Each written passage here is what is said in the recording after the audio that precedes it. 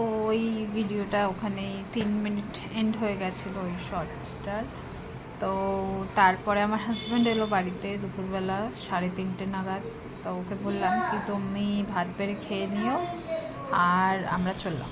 তারপরে আমরা বেরিয়ে গেলাম, বেরিয়ে সোজা হসপিটাল আমাদের এখান থেকে খুব বেশি দূর না, 10 মিনিটও লাগেনি, রিক্সা করে গেছিলাম।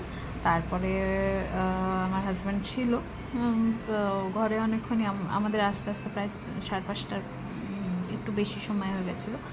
তো তারপরে আমার হাজব্যান্ড দৌড়ে আবার অফিসে চলে গেল। ওর একটা এইটা অ্যাডভান্টেজ আছে, অফিস থেকে ও যে কোনো টাইম, মানে যে কোনো সবসময় না, বাট ইন কেস অফ কখনো কখনো ও বেরিয়ে আসতে পারে, আবার 1-2 ঘন্টা 3 ঘন্টার সময় ইয়ে করে আবার অফিসে চলে যায়।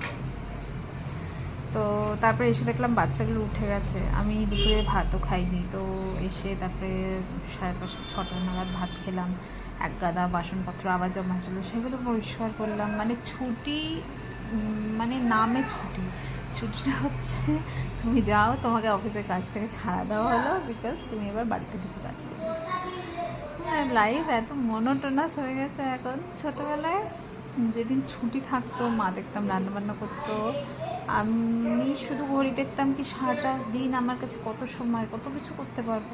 কিন্তু এখন আমার কাছে টু ডু লিস্ট অনেক, মানে শখের কাজ, মনের কাজ অনেক কিছু থাকে।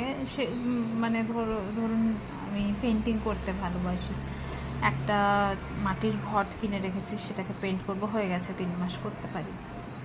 তারপরে আরও আনুষঙ্গিক অনেক কাজ কর্ম থাকে যেগুলো আমরা ভেবে থাকি কি করব, কিছুই হয়ে ওঠে না এখন আর। এই সারাদিন এইসব করতে করতে এই এতক্ষণ একটু বসলাম, এরপরে আবার একটু পরে রাতের খাবারে ব্যস্ত হয়ে যাব।